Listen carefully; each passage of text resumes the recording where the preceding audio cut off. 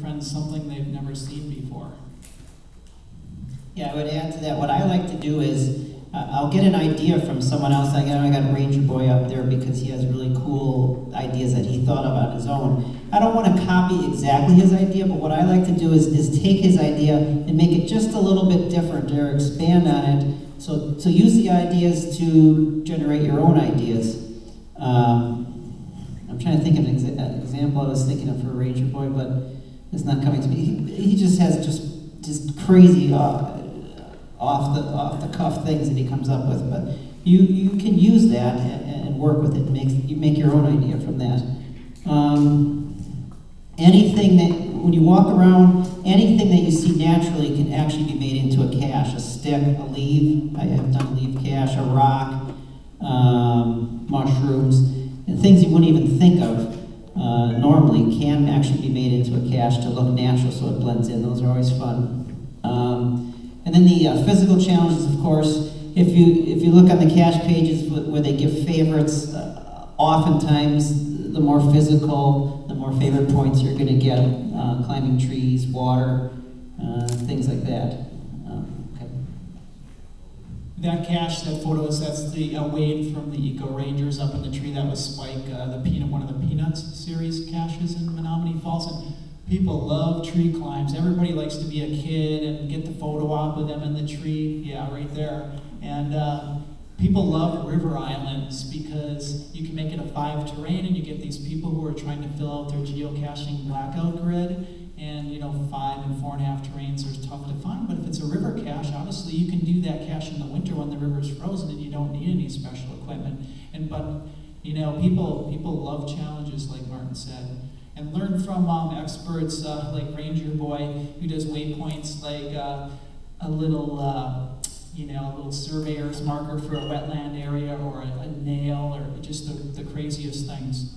Planning a cache or a cache series, it's kind of nice to work together with other people. Like that's why I work with Martin, because we don't always see eye to eye on each and every hike. Like his hike Watto, which is part of the Star Wars series, I thought that's going to require a lot of maintenance at first, and I don't know what people are going to think of that. I didn't say anything, but it turned out to be probably the favorite cache in the series because it was original and unique. Yeah, it was funny too, because at one point something was always missing, and Ron went out there to check on it, and he said, and almost happily said, yeah, it's missing. Well, I went out there the next day and it was there. Yeah, it was that good of a hike where I knew where it was. I had found it before, but I couldn't find it again.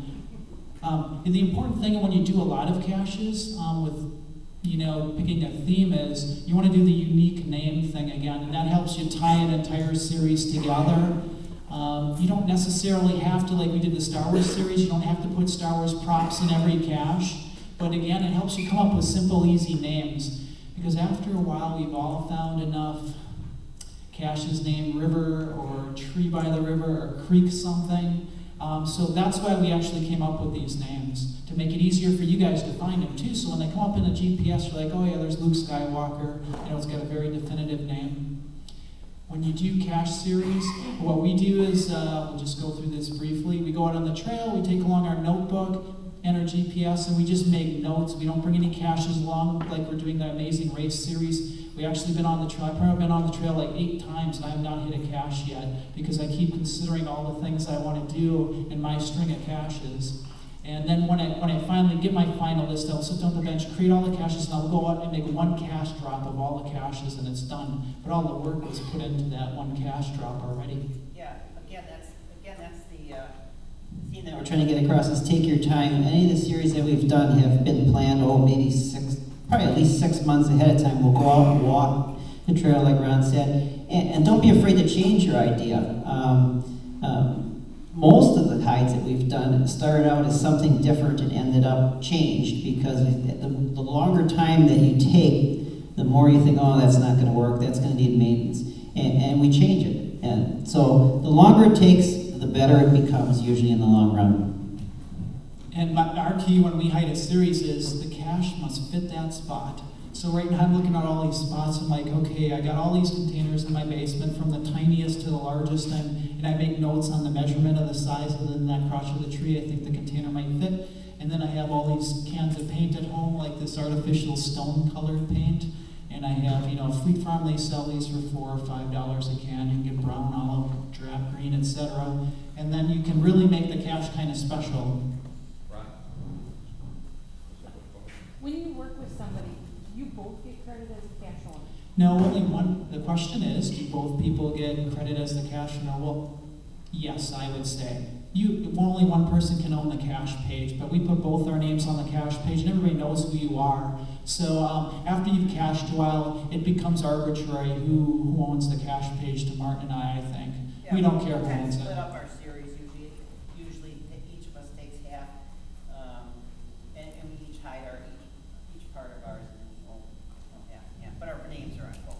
Yep, and we do work together. He and I, we just don't like create our own caches and say, okay, I got this happening, and you got that half. We go out there together, and we'll be doing this soon.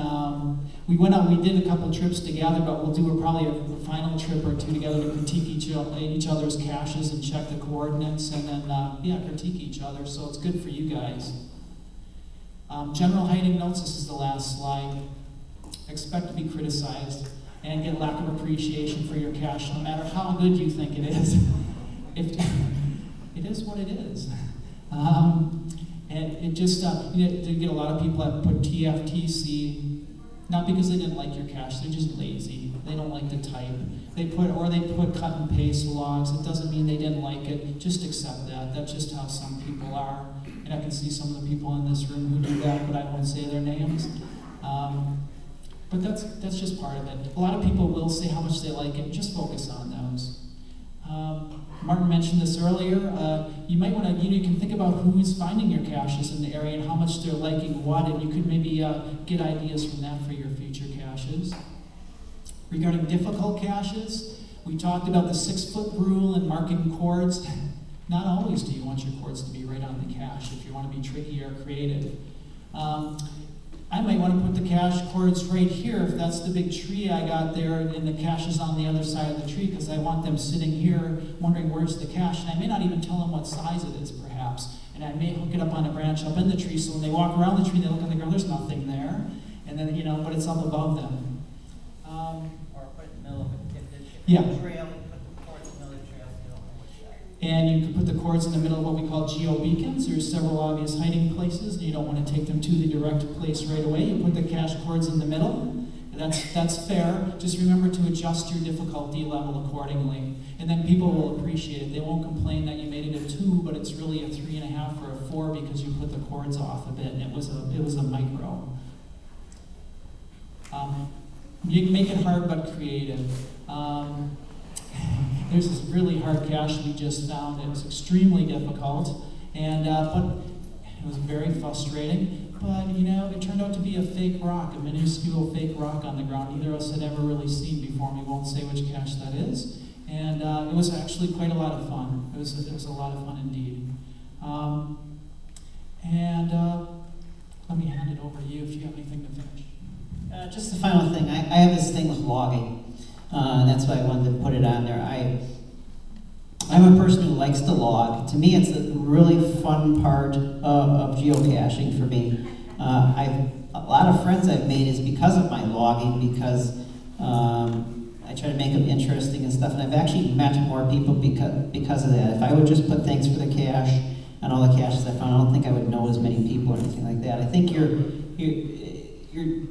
missing out on a really fun part of this hobby if you're not logging, because years from now I want to go back and I want to read my logs and I can remember the cache. If I didn't put anything unique down about the cache, or that I did not find it, or I fell in the river or whatever, I think you're missing out on that part. It's just my personal thing. Everybody can log what they want, but as far as for us, the hiders, when you write something about the cache, it actually helps us in the future for hiding caches, because we know what you like. If you don't tell us enough, we don't know. The favorite button is useful for that as well, so we can see which ones had the most favorites, and we'll hide more like that. So it's just my 2 cents about logging. So yeah, email, go ahead. What are some examples of logs where you think that you can put a hint in for people if you had a hard time finding it, you can put a hint in? question is, I will boil the question down.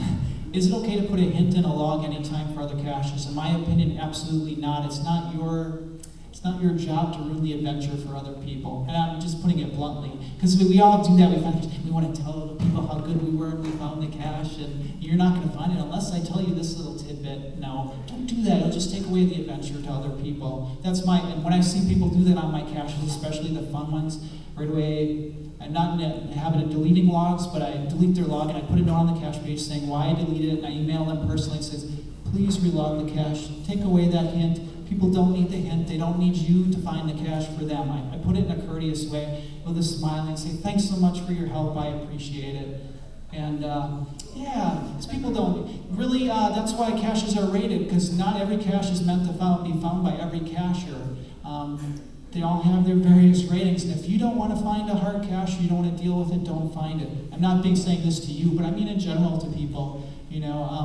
Caches all should be able to be found, in my opinion, but, and that's why we have phone a friends too, right? Phone your friend. You don't have to, look on the cache page. That's why we all got our phone a friend list in our smartphone. I would say in regards to the last thing we have here about Don't post negative comments. If you got something, you had a problem with the cache, something negative, say, just email the person directly and tell them that. I don't think negative comments should really be on the actual page for everyone to see, because it's going to discourage other people from finding it or whatever. Just email the person. Same thing if you want to say something about how you found it or the hint part, you can email the cache owner that too. Yeah. A couple things on some of the Whitnall Park caches. Spoiler pictures. Some people like to post a picture with their little kid holding it, and they're real proud to do it. But sometimes it gives away the container, and it's just about pointing to where they find it in the tree. So if I would have looked at some people's logs and pictures, it would have made my job a lot easier, because it would tell me where to go instead of spending a half hour walking. Right. If you've got a picture, I've had people email me and say, can I post this picture? I would email the owner and ask them ahead of time, and sometimes I've said, just go ahead. Other times, maybe not, but yeah, I would notify the owner first. I think it's all about the adventure, right? For each person who finds that cache, that's why we all do it. It's kind of a neat hobby. It gets us away from life, and we want that adventure. Yeah, sometimes we do want help. I always want help, but I phone my friends. I typically know I should never write anything in a log or anything like that, but that's why you come to these events and you say, oh, I see you found that cache. Do you mind if I get your cell phone number so I can call you, because I know you cache where I cache? And then use that as your crutch. We're going to take a 5-minute break, so get coffee and a treat. There's lots over there now. And then we'll start the next talk in about 5 minutes, which is Mark from the Fox Cities. He's going to be doing a couple seminars on puzzles. And I think you'll like his talks, because he'll go through, let's be honest, cache puzzles can be virtually anything. He's not going to teach you how to do all cache puzzles, but he'll cover some of the basics, the more common types, and you can ask questions and maybe talk about some caches in the area that have been troubling you. All right, 5 minutes. Thanks.